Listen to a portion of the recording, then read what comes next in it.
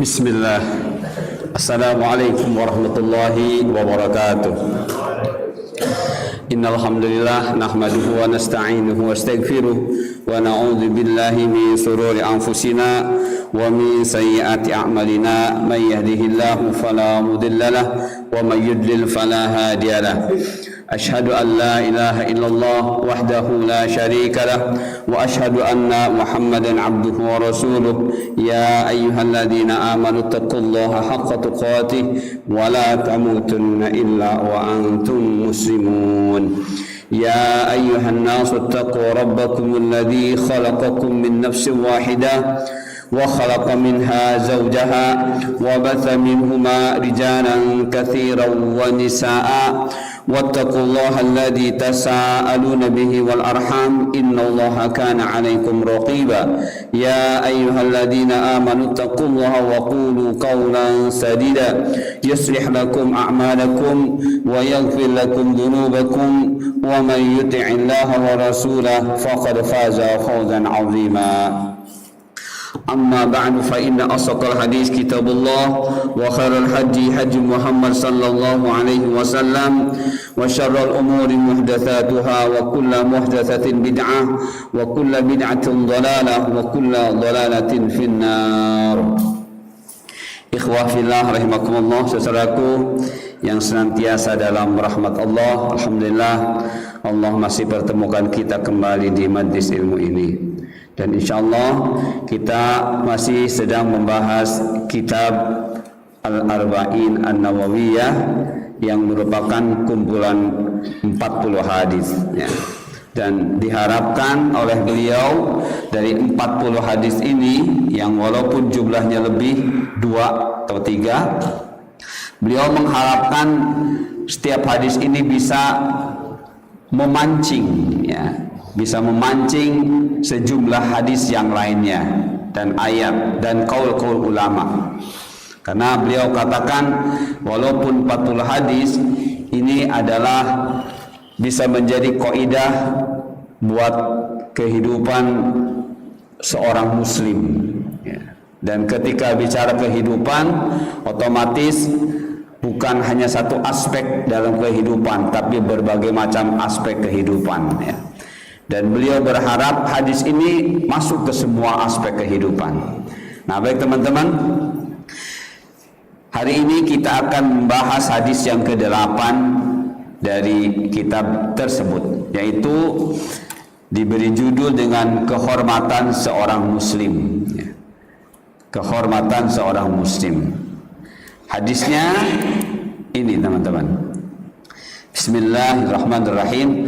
An Ibnu Umar radhiyallahu anhuma anna Rasulullah sallallahu alaihi wasallam qala umirtu an uqatilan nas hatta yashhadu an la ilaha illallah wa anna Muhammadar Rasulullah wa yuqimus salah wa yu'tuz zakah fa idza fa'alu dzalik asamu minni dima'ahum wa amwalahum illa bihaqqil Islam wa hisabuhum 'ala Allah.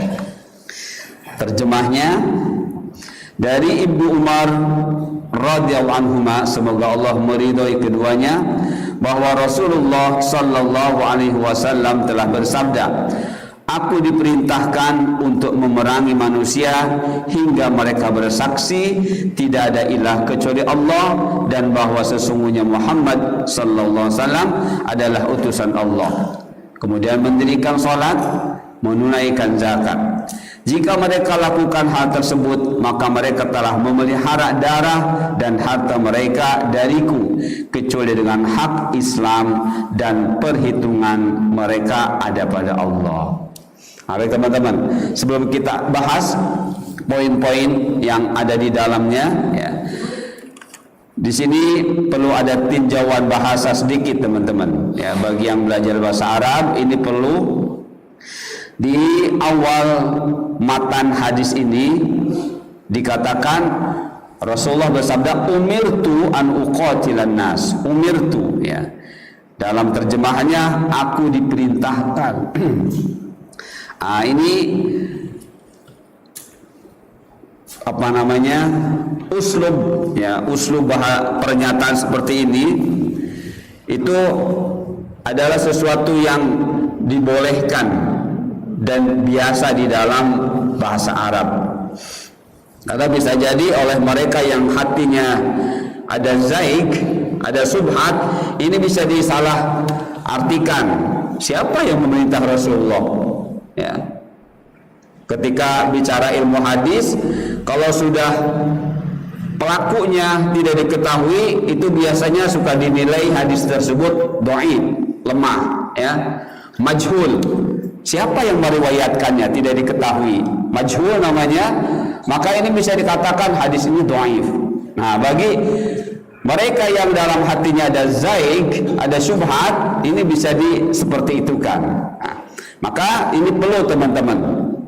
Para ulama bahasa menerangkan, walaupun ini adalah majhul, mabni majhul, dalam bahasa kitanya pasif voice, ya.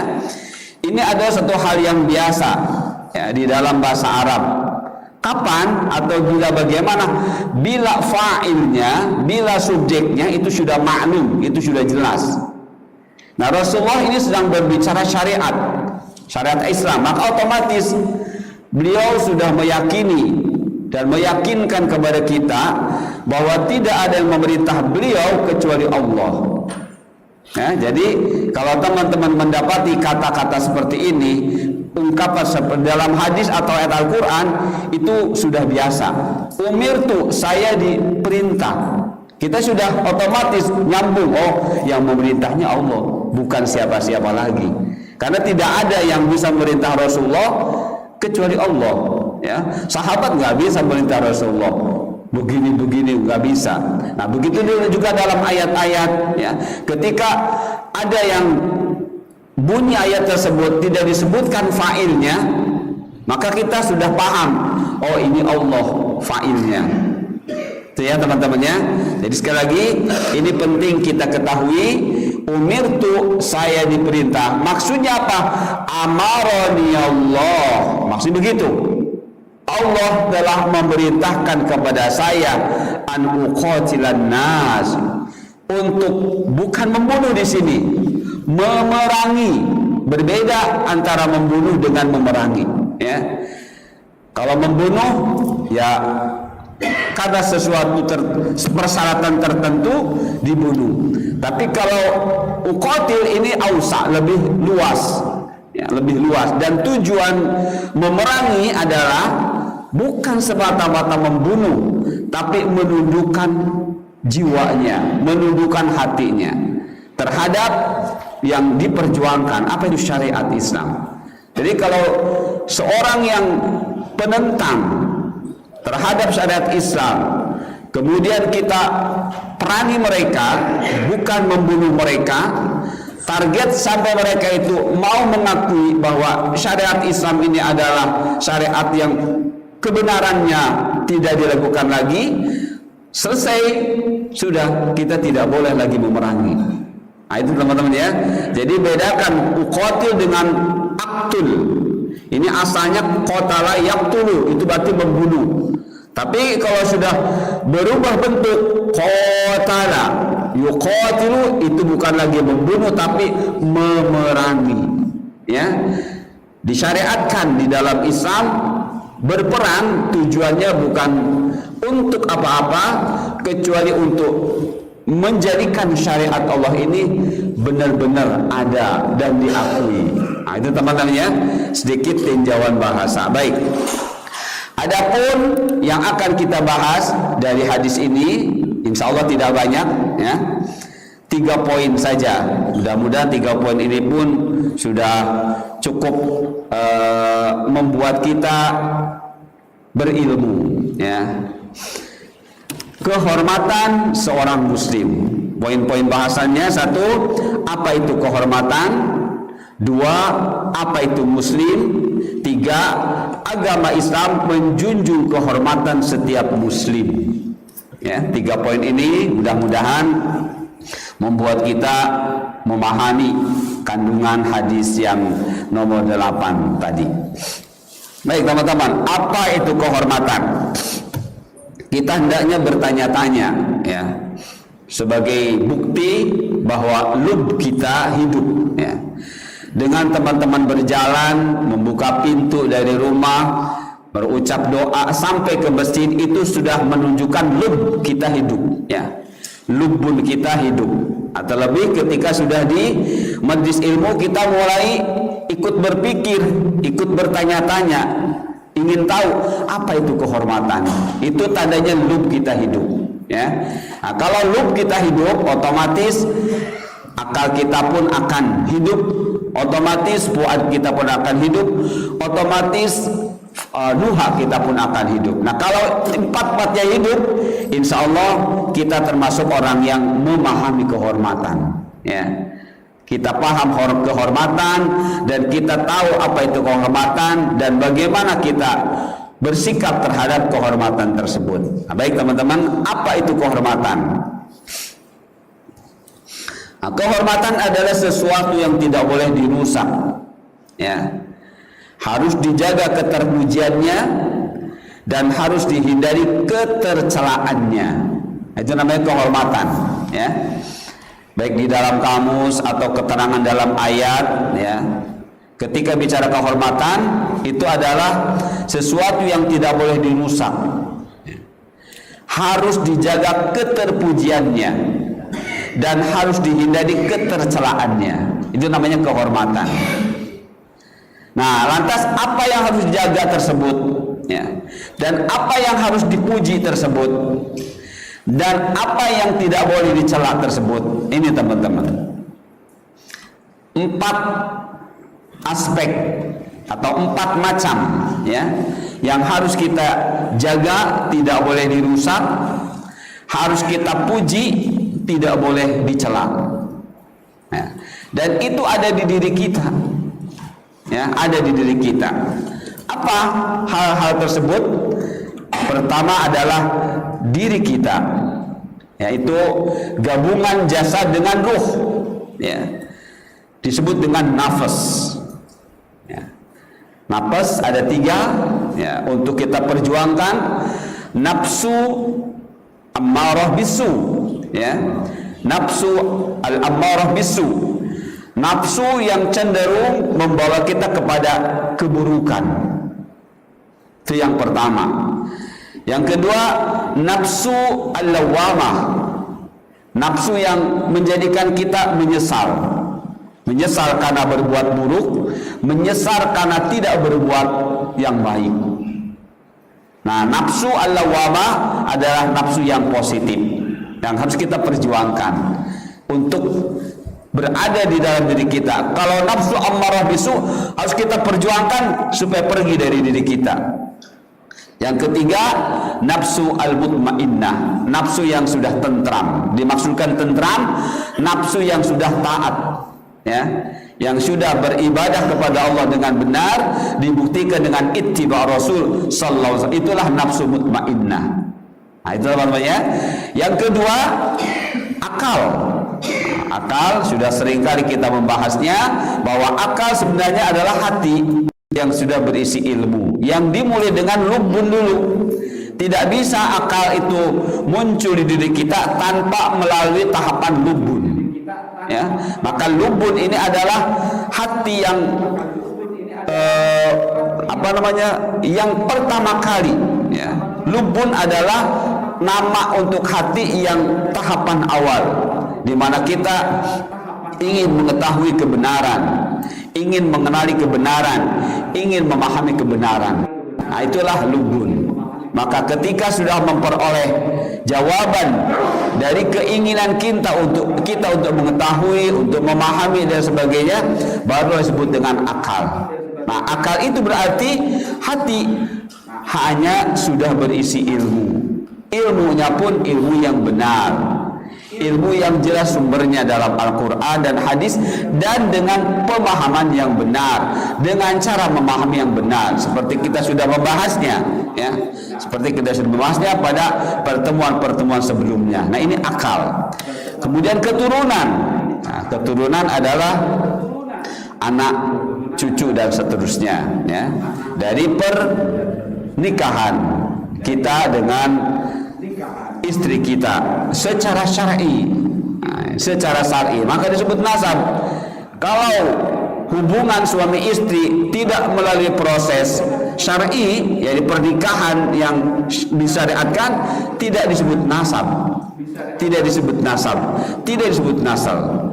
Ya, walaupun secara biologis benar, tapi bicara syariat maka tidak disebut nasab. Apa sih konsekuensinya ketika tidak disebut nasab? Nggak jadi ahli waris. Kalau dia perempuan, nggak bisa dinikahkan oleh bapaknya. Nah ini teman-teman ya, itu disebut nasab, itu karena lahirnya anak tersebut melalui pernikahan yang sesuai dengan syariat. Itulah nasab. Tidak seperti itu, tidak disebut nasab, tidak disebut nasab. Kemudian yang keempat, benda, harta benda. Harta benda, semua yang menjadi kebutuhan kita dalam hidup, ya, fasilitas hidup kita, itulah mal, itulah harta benda, termasuk jabatan. Ya, teman-teman punya jabatan di kantor dimanapun, itu termasuk mal. Nah inilah yang disebut dengan kehormatan. Di dalam bahasa Arabnya, dalam hadis, irdun. Irdun, ain, ro dan dod. Irdun, inilah kehormatan. Ya, ma yundahu bihi wa ma yudhammu. Jadi kehormatan adalah sesuatu yang bisa menyebabkan kita ini dipuji dan bisa dicela. Makanya jangan sampai kita dicela, ya. Tapi kita harus selalu dipuji. Tapi yang dimaksud dipuji di sini bukan ria, bukan. Ya, yang dimaksud dipuji di sini bukan ria. Tapi apa ini? Menjaga empat hal ini. Mengapa? Nah ini ya. Kehormatan itu bagian dari khamsu daruriyat. Ini yang dimaksud dipuji, bukan ria. Ya, yang dimaksud dipuji adalah karena empat hal ini, empat aspek ini adalah bagian dari khamsu daruriyat. Apa itu khamsu daruriyat? 5 hal yang harus dijaga. Ya, karena memberikan manfaat yang luar biasa. 5-nya itu mana? Nah ini digabung, ditambah 1, yaitu agama, din. Jadi ketika 4 yang tadi kemudian tambah 1 agama, din, itulah disebut dengan khamsu daruriyat. Lantas apa yang dimaksud dengan khamsu daruriyat itu? Ini teman-teman, khamsu daruriyat adalah menjadi sebab dibuatnya syariat Islam oleh Allah, atau dengan istilah maqasid syariah. Jadi adanya kita dengan adanya agama Islam, inilah tujuan Allah menghadirkan kita di muka bumi. Ya, tujuan kita di muka bumi, keberadaannya kita di muka bumi itu karena Allah ingin menjadikan agama, ya, yaitu Islam, digabungkan menjadi khamsu daruriyat. Yang 4-nya disebut dengan irdun, kehormatan. Yang satunya din. Din, teman-teman sudah paham. Ketika sebut din, yang bahasa kitanya agama, maka di dalamnya ada 5 unsur. Din berarti amal, ya, amal. Amal yang mana? Amal yang benar, ya. Amal plus pahala. Al-amalu wa al-jaza, itu din. Yang kedua berarti ketika bicara agama adalah adzul wal khudu, ketundukan dan kehinaan. Maksudnya apa? Sifat dasar seorang hamba. Jadi seorang yang beragama, dia harus beramal yang benar dan mengharapkan pahala yang benar. Dan itu tidak akan bisa kecuali dengan tadi, dengan zul dan khudu. Dan itu merupakan sifat dasar seorang hamba. Seorang hamba yang tidak punya sifat zul dan khudu, dia tidak akan beramal yang benar, maka tidak akan dapat pahala. Ya, jadi al-khudu adalah ketundukan kepada Allah secara lahiriah, tapi dia bisa muncul karena adanya khusu' di dalamnya. Dan bentuk khudu kita itulah azul, penghinaan kita, tapi kepada Allah. ya, menghinakannya seorang hamba kepada Allah itu dengan ilmu, maka disebut khudu, disebut khusyuk. Nah, itu adalah abdun, ya, abduna. Kemudian ketaatan, bahwa agama itu mengandung makna ketaatan. Taat sudah jelas, at-tauhid wa ittiba Rasul SAW. Yang keempat syariat, syariat kurikulumnya. Kita tidak bisa beramal tanpa kurikulum. Nah, yang terakhir, apa yang empat ini adalah perjuangan kita untuk akhirat kita. Itulah ad-din, teman-teman, ya, itulah ad-din. Nah, jadi empat tadi adalah untuk menegakkan din. Agama tidak akan tegak tanpa yang empat ini, tanpa kehormatan ini. Maka bila kehormatan ini ingin tetap terpuji sebagaimana aslinya, laqad karramna bani Adam, ya, wa laqad khalaqnal insana fi ahsani taqwim. Jika kita ingin tetap berada di kemuliaan, maka ikutilah din, ikutilah agama, ya, ikutilah agama. Seperti itu, teman-teman, ya. Baik, jadi ketika din dengan irdun, empat ini bergabung, itulah maqasid syariah. Tujuan mengapa kita ada di muka bumi, tujuan kenapa ada agama yang Allah ridhoi, yaitu Islam. Bisa dipahami, ya? Baik, lanjut, teman-teman. Jadi maqasid syariah dimaksudkan tujuan dibuatnya syariat. Apa itu tujuannya? Tujuan dibuatnya syariat Islam adalah untuk menciptakan kemaslahatan, menolak kerusakan, dan memberi hidayah kepada manusia.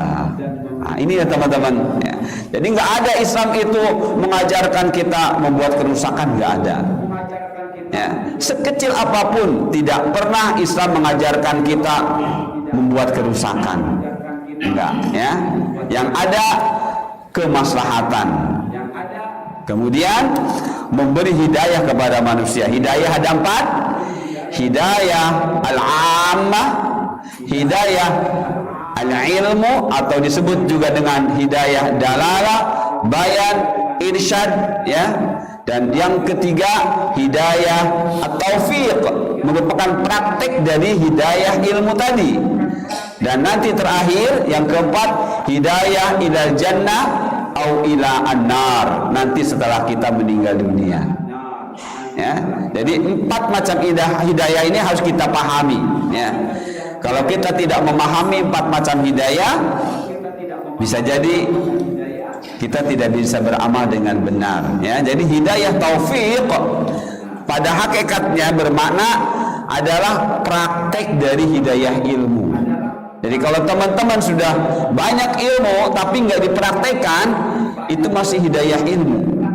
Kalau tidak dipraktekkan, bisa jadi bukan lagi ilmu namanya, ya, bukan lagi ilmu lagi, jadi pengetahuan lagi, ya. Kalau sudah pengetahuan berarti belum bisa diamalkan. Makanya dapat ilmu amalkan, dapat ilmu amalkan. Masalah kita terjatuh lagi kepada dosa. Selama dosa itu bukan kemungkaran, maka akan mudah kita untuk segera bangkit dari dosa tersebut. Karena itu sudah jelas, Rasulullah pernah memberikan satu nasihat kepada seorang sahabat, Mu'ad. Ittaqillaha haitsuma kunt. Ittaqillaha haitsuma kunt. Bertakwalah engkau selalu, wahai Mu'ad, ya, dimanapun kau berada. Wa atbi'is sayyi'ata alhasanata tamwa, dan segera ikuti keburukan yang engkau lakukan itu dengan kebaikan. Tamhuha, maka keburukan akan terhapus. Nah, berarti dosa apa yang dimaksud di sini, teman-teman? Dosa fahsya. Dosa fahsya berarti ketika seseorang sudah meninggalkan kemungkaran, nah, ya, alias amal-amal, praktek-praktek ibadah yang tidak contohnya, dosa fahsya tidak akan hilang, tapi kita akan segera merasakan bahwa kita ini sedang berbuat dosa. Ya, sebagaimana yang sudah biasa terangkan. Tapi kalau seseorang masih melakukan kemungkaran, praktek-praktek ibadah yang tidak contohnya, puasa tidak akan terasa. fasa tidak akan terasa. Dia sedang berbuat dosa, fasa nyaman-nyaman saja. Tapi kalau sudah meninggalkan kemungkaran, itulah sebagaimana kata Rasulullah, ittaqillaha haitsu ma kunt wa'at bi'is sayyi'atal hasanata tamuha. Ya, seperti itu. Jadi ini ya teman-teman, maqasid syariah dimaksudkan tujuan dibuatnya syariat adalah untuk apa? Untuk menciptakan kemaslahatan. Tidak akan kemaslahatan ini tercipta, terwujud kecuali dengan bimbingan Allah. Ya, dengan hidayah dari Allah. Baik hidayah ammahnya atau hidayah ilmu, hidayah taufik selama kehidupan di dunia ini. Tanpa bimbingan Allah, tanpa hidayah Allah, tidak akan kemaslahatan ini tercipta, bisa dirasakan, tidak akan. Baik, paham ini ya insyaallah ya. Berikutnya teman-teman, jadi Allah menciptakan syariat alias din, dan Allah juga menciptakan manusia. Ya. Jadi manusia itu adalah makhluk yang terdiri dari jasad dan ruh. Sebagaimana tadi di awal disebutlah nafas. Manusia itu adalah makhluk yang berpikir, akal. Jadi jangan lupa teman-teman, kita ini manusia, makhluk yang berakal. Maka Allah menyebut kita khalifah.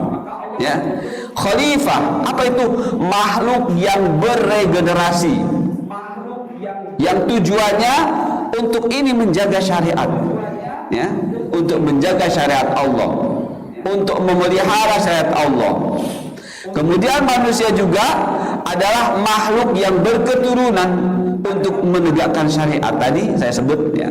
Dan yang terakhir, manusia membutuhkan fasilitas duniawiyah. Makanya ketika di awal-awal surah Al-Baqarah sekitar ayat 30 kalau tidak salah, ketika Nabi Adam diperintahkan oleh Allah untuk turun, ya, ihbitu, turun, walakum fil ardi mustaqarrun. Nah, kata Allah, untuk kalian fil ardi mustaqarrun, muka bumi ini sebagai tempat tinggal, ya. Bumi ini mustaqarrun sebagai tempat tinggalmu. Allah sebutkan kum, walakum, ya, walakum, padahal Nabi Adam belum berketurunan, tapi Allah sudah mengatakan walakum. Bisa jadi maknanya untuk memuliakan Nabi Adam, dan bisa jadi maknanya untuk ke depan, bahwa Nabi Adam ini akan berketurunan. Maka walakum, kata kum ini untuk jama' dan untuk ta'zim, ya. Walakum fil ardi, dan untuk kalianlah bumi ini sebagai mustaqar, sebagai tempat tinggal yang aman, yang nyaman, ya. Wa mata'un, dan di muka bumi ini pula sudah disiapkan mata. Mata adalah sesuatu yang bisa diambil manfaat, ya, yang akan memberikan manfaat. Mata adalah sesuatu yang akan memberikan manfaat. Nah itu teman-teman ya. Jadi manusia adalah makhluk yang membutuhkan fasilitas duniawiyah. Nah, jadi selama kita hidup di dunia, nggak bisa kita cuek dengan dunia ini, nggak bisa, ya. Kita dijadikan oleh Allah lapar, kita dijadikan oleh Allah haus, kita dijadikan oleh Allah ngantuk, kita dijadikan oleh Allah segar. Semuanya itu kaitannya dengan duniawiyah, ya, dengan duniawiyah. Dan Allah jadikan semua perasaan-perasaan ini bukan sekedar, tapi semuanya ada tujuannya, ya.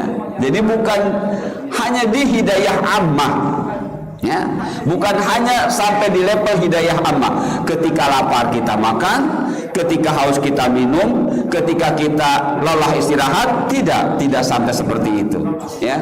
Tidak sampai hanya ke hidayah ammah, tapi harus dilanjut kepada hidayah ilmu, hidayah taufik dan seterusnya. Nah, baik teman-teman ya, kita lihat slide berikutnya.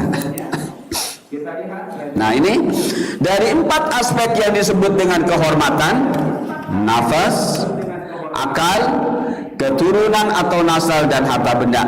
Maka akal harus diutamakan.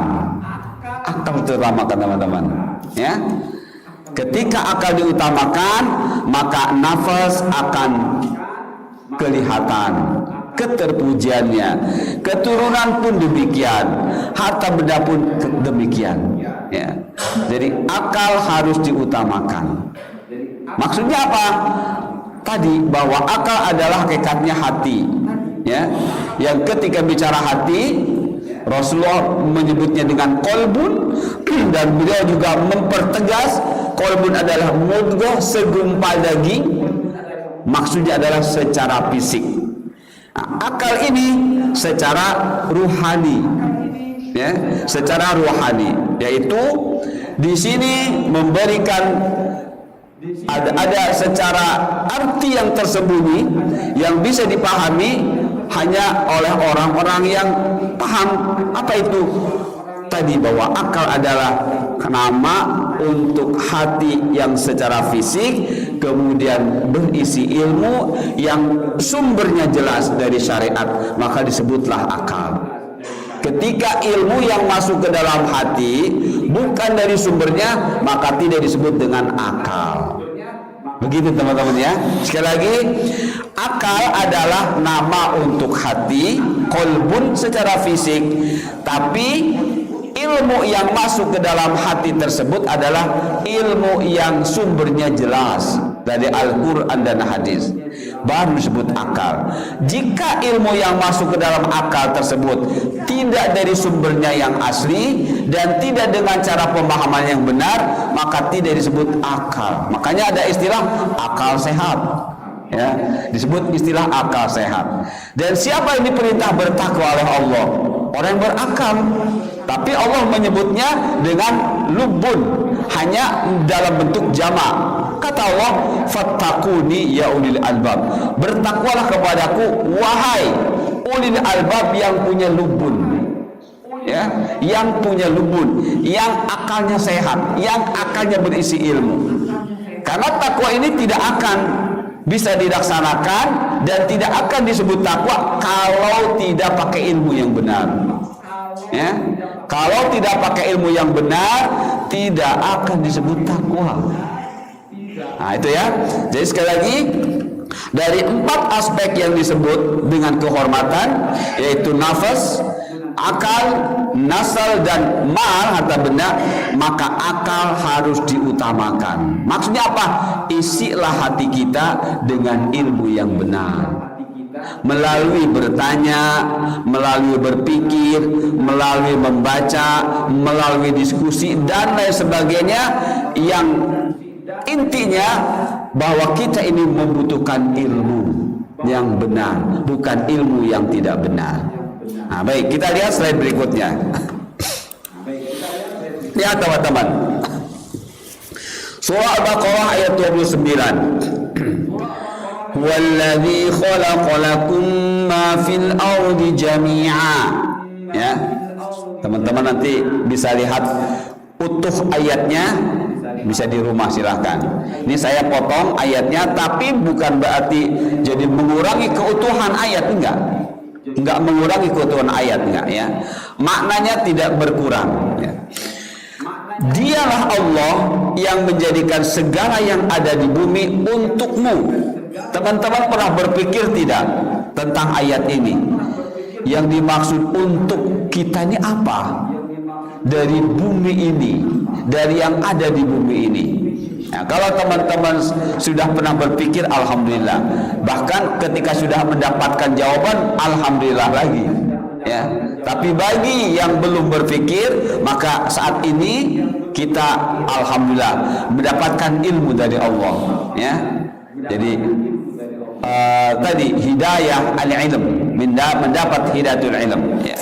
Mudah-mudahan kita terus dibimbing sampai ke tingkat fuad, ya, hidayah taufik. Ya. Nah ini teman-teman yang harus kita pahami di dalam atau dari ayat 29 soal Baqarah ini adalah bahwa khalaqalakum, Allah telah menciptakan lakum, untukmu, untuk kalian semuanya. Ya. Jadi dari ayat ini, dari kandungan ayat ini dikatakan khalaqalakum, yang dimaksud Allah telah menciptakan untuk kalian, ya, apa yang di muka bumi ini adalah birron bikum, sebagai kebaikan untuk kalian dan dengan sebab kalian. Itu teman-teman, ya. Jadi Allah ciptakan bumi ini adalah birran bikum, kebaikan untuk kalian dan dengan sebab kalian. Apa maksud sebab kalian? Karena kalian diciptakan. Karena kalian diciptakan ini, wahai manusia, aku ciptakan apa yang kalian sekarang tempati. Begitu teman-teman, ya. Sekali lagi Allah menerangkan melalui ayat 29 surah Al-Baqarah terkait dengan dunia ini dan seisinya yang penuh dengan manfaat. Itu adalah karena untuk kita manfaatnya dan karena kita telah diciptakan oleh Allah. Begitu, ya. Nah, apa yang harus kita pahami birron di sini? Kebaikan-kebaikan ini 4 macam, teman-teman. Rahmah, intifa, istimta, dan i'tibar. Jadi dari yang ada di muka bumi ini sebagai bentuk kebaikan untuk kita, 4 hal yang harus kita perjuangkan dan harus ada di dalam diri kita. Ini rahmat, kemanfaatan, kesenangan, dan pelajaran. Rahmat ini rahmatan, manfaat al-intifa, lil intifa, untuk diambil manfaatnya, wal istimta, untuk kesenangan, wal i'tibar, dan untuk pelajaran alias ilmu. Nih teman-teman, ya. Jadi apapun yang berada dengan kita dari hal-hal yang bersifat duniawi, harus 4 ini selalu ada, ya. Harus selalu ada 4 ini. Harus jadi rahmat, harus jadi manfaat, harus jadi kesenangan, dan harus jadi ilmu. Contoh teman-teman, di hadapan kita ada air. Ini adalah rahmat dari Allah, ya. Ini rahmat dari Allah. Rahmat itu apa sih? Ya. Minimalnya kita sudah paham, rahmat itu kasih sayang Allah. Allah memberikan sesuatu dengan penuh kasih sayang, bukan kebencian, ya.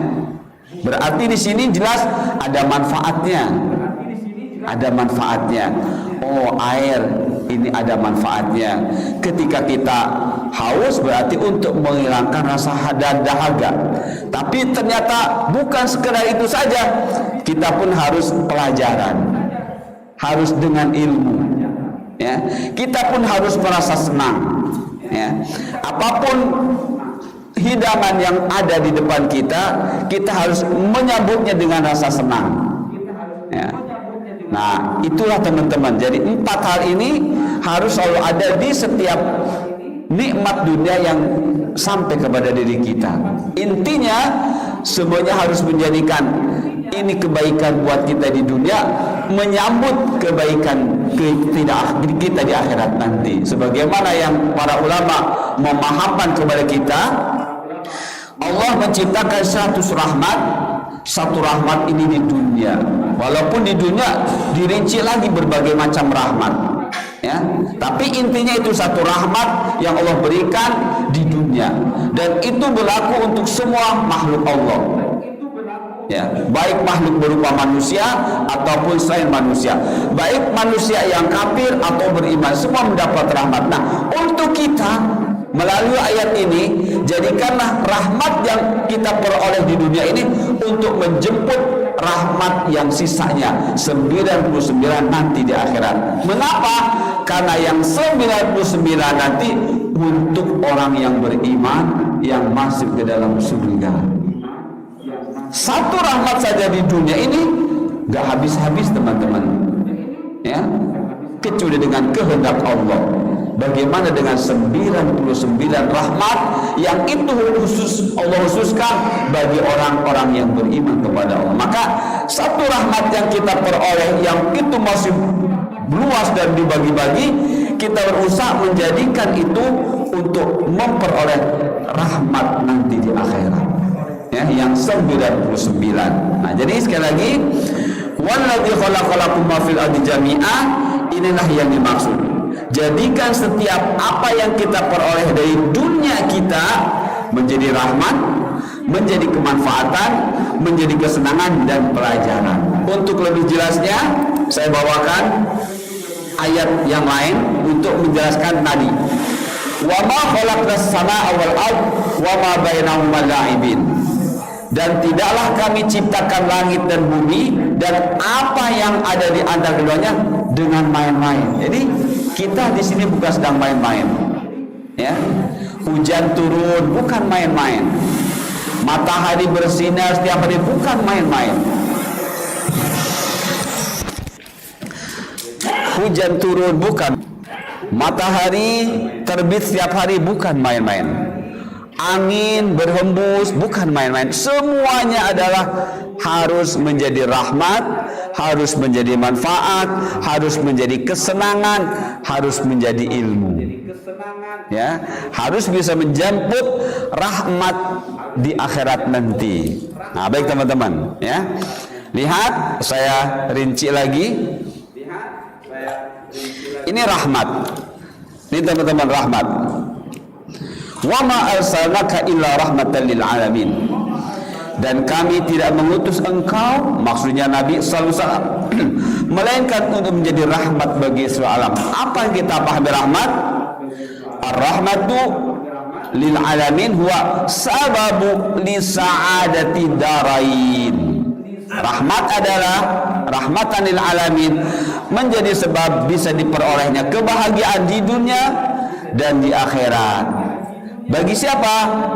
Ketika di dunia, ketika di akhirat, sebenarnya secara umum bagi orang beriman dan bagi orang kafir, ya. Jadi Rasul diutus dengan menggunakan istilah rahmatan lil alamin, itu bukan hanya untuk orang beriman saja, tapi juga untuk orang yang kafir. Artinya apa?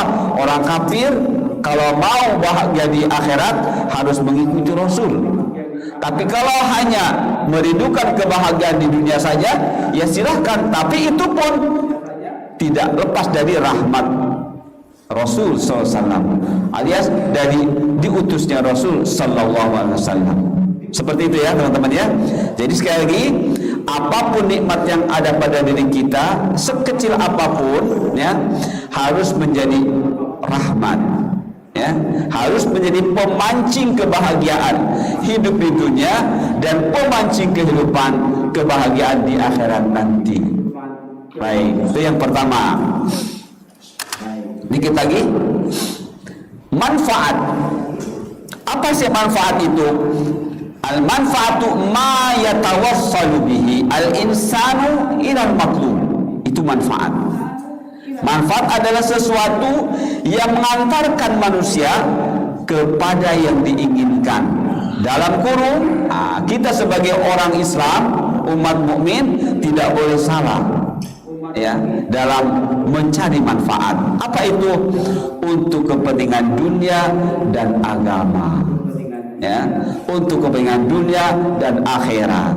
Ini namanya manfaat. Makanya sekecil apapun teman-teman, kita makan minum, teman-teman, sambil nyemil, nyemil kan makanan santai, ya, tapi jangan sampai lepas dari 4 tadi, ya. Walaupun nyemil tetap harus diambil manfaat, harus jadi pahala buat akhirat, harus buat kesenangan dunia dan akhirat.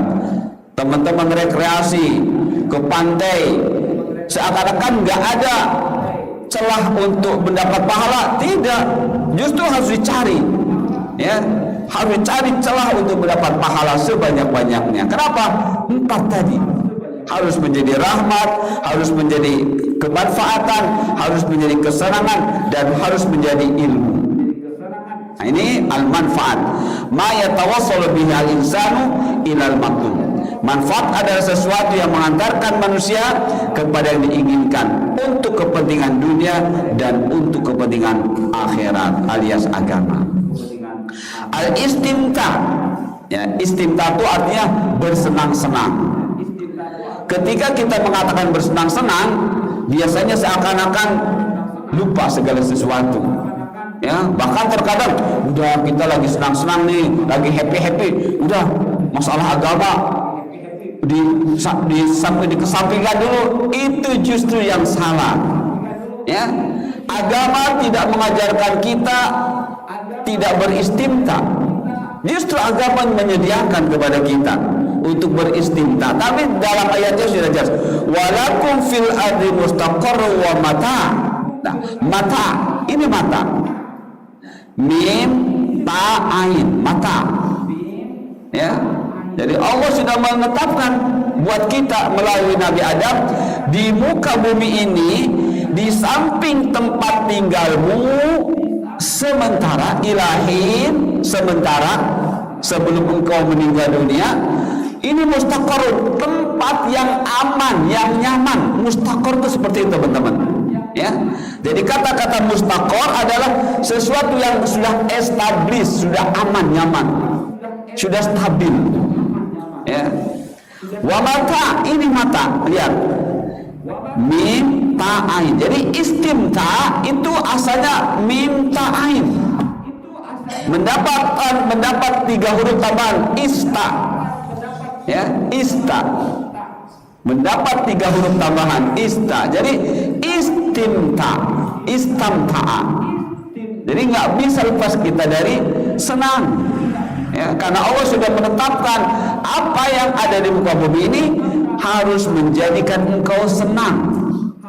Tapi kesenanganmu tidak boleh lepas dari pahala. Nah, orang-orang kafir lepas dari pahala, hanya senang, bebas, ingin hidup bebas, senang, lepas dari pahala. Kita tidak boleh lepas dari pahala. Maka al-istimta dimaksudkan al-intifa. Ya, al-istimta dimaksudkan al-intifa. Apa itu? Adalah mengambil manfaat dari sesuatu. Ya, mengambil manfaat dari sesuatu. Baik manfaat secara kebutuhan fisik ataupun kebutuhan rohani. Di antara makna gofil yang teman-teman sudah tahu, ya, di antara makna gofil itu lalai, ya, itu kaitannya dengan ilmu. Ya, orang gofil adalah orang yang tidak pandai mengambil manfaat secara ilmu dari segala sesuatu. Ayatnya masih ingat teman-teman, surah Al-A'raf ayat 187 kalau tidak salah, yang Allah berfirman, walaqad dhara'na li jahannama katsiran minal jin wal ins lahum qulubun la yafqahuna biha wa lahum adhanun la yasma'una biha wa lahum a'yunun la yubsiruna biha ulaika kal an'ami bal hum adall ulaika humul ghafilun. Ya, kata Allah, kami sudah siapkan neraka jahanam untuk kebanyakan jin dan manusia. Yang seperti apa mereka? Lahum qulubun, mereka punya qalbun. Allah tidak menyebut secara rohaninya, tapi qalbunnya secara fisik. Artinya para penghuni neraka ini, baik dari kalangan jin ataupun manusia, itu hatinya tidak berfungsi. Maka Allah menyebutnya walahum qulubun, tidak berfungsi. Allah berikan pendengaran, kata Allah walahum adzan. Allah menyebutnya fisik juga, tidak menyebutnya secara rohani. Artinya apa? Allah berikan telinga tapi tidak difungsikan. Allah pun menyebutkan mata secara fisik juga, tidak rohani. Kenapa? Diberi mata tidak digunakan dengan benar. Nah, kata Allah, ulaika kal an'ami bal hum adall. Mereka ini seperti binatang ternak, bahkan lebih hina lagi. Mengapa? Ulaika humul ghafilun, karena mereka ghafil. Apa itu ghafil? Ini la yastanfi, tidak pandai mengambil manfaat, ya, dari segala sesuatu secara ilmiahnya. Ya, tadi minum aja, ya, cuma diambil manfaatnya secara fisik, hilang rasa dahaga, hilang rasa haus, pahalanya tidak dapat. Nah, harusnya istimta itu al-intifa, ambil manfaat. Sedangkan manfaat apa teman-teman? Ini manfaat ini ma yatawassalu bihi al-insan ila matlub. Ini manfaat. Jadi segala sesuatu yang kita lakukan harus berorientasi pada kepentingan dunia dan agama, alias harus menjadi pahala. Begitu, ya. Nah, kemudian yang terakhir al-i'tibar. Al-i'tibar adalah itti'ab. Apa artinya? Mengambil pelajaran. Ya, mengambil pelajaran alias jadikan itu ilmu, dan ilmu jadikan itu sumber pahala. Begitu teman-teman, ya. Jadi sekali lagi, itulah kehormatan, ya. Itulah kehormatan. Jadi kehormatan yang hakiki harus terdiri dari 4 ini. Untuk memperjuangkan kehormatan, ya, untuk membela kehormatan kita harus memperjuangkannya dengan 4 ini. Menjadi rahmat, menjadi manfaat, menjadi kesenangan, dan menjadi iktibar. Nah, di dalam satu tafsir, ketika orang ini sudah mendapatkan akalnya ilmu yang benar, ya, ketika seseorang ini sudah mendapatkan dalam akal, dalam hatinya ilmu yang benar, yang disebut dengan akal, dan ciri akal itu benar, maka melahirkan dua kekuatan. Nah, ini kekuatan apa saja teman-teman? Namanya quwwatun nadhariyah dan quwwatul amaliyah. Jadi kalau kita ingin merasakan bahwa kita ini berhasil menuntut ilmu, maka harus tumbuh di dalam diri kita. Setelah 4 hal ini kita perjuangkan, harus tumbuh satu kekuatan quwwatun nadhariyah. Artinya apa? Bahwa kita ini selalu berpikir. Disuruh kita ini oleh Allah berpikir, bahwa menunjukkan akal kita ini ada. Berpikir apa? Berpikir tadi yang 4 tadi. Wa quwwatun nadhariyah, quwwatul fi'li amaliyah, ya. Tadi pertama quwwatun nadhariyah. Nazar itu artinya berpikir. Selalu ingin berpikir yang positif, mencari yang benar, mencari yang positif, ya. Dimanapun kapanpun. Dan quwwatul amaliyah, kekuatan beramal. Jadi dari yang dipikirkan beramal, dari yang dipikirkan beramal. Itulah menunjukkan akal kita sudah paham bahwa diri kita ini memiliki kehormatan. Apa yang akan digunakan oleh akal kita untuk menjaga kehormatan tadi? Diri kita nanti akan dipakai, ya. Ketika sudah punya istri, maka kita akan punya keturunan. Itu juga akan menjadi quwwatul amaliyah. Harta benda kita juga akan menjadi bermanfaat. Itulah kehormatan teman-teman, ya. Baik, sepertinya waktunya cukup teman-teman, ya.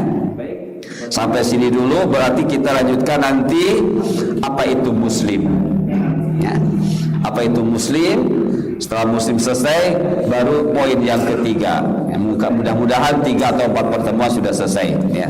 Sekali lagi, inti dari kehormatan adalah bahwa kita memiliki agama, ya, bahwa kita memiliki nafas diri kita, kemudian memiliki akal alias ilmu yang sudah berisi, hati yang sudah berisi ilmu yang benar, kemudian nasl, keturunan, dan kemudian harta benda. Untuk menjadikan 4 ini sebagai kehormatan yang utuh, terus dipuji dan tidak tercela, maka Allah hadirkan ad-din, agama, ya. Ad-din, agama. Agama adalah isinya syariat Allah untuk mengatur 4 ini agar tetap terpuji dan tidak tercela. Dengan bagaimana? Dengan jadikan apa yang Allah berikan kepada kita sebagai rahmat, sebagai kemanfaatan, sebagai kesenangan, dan sebagai i'tibar alias ilmu, alias pelajaran. Itu saja. Mudah-mudahan kita termasuk orang-orang yang dijaga oleh Allah kehormatan kita, dengan terus dipuji oleh Allah dan tidak dicela oleh Allah.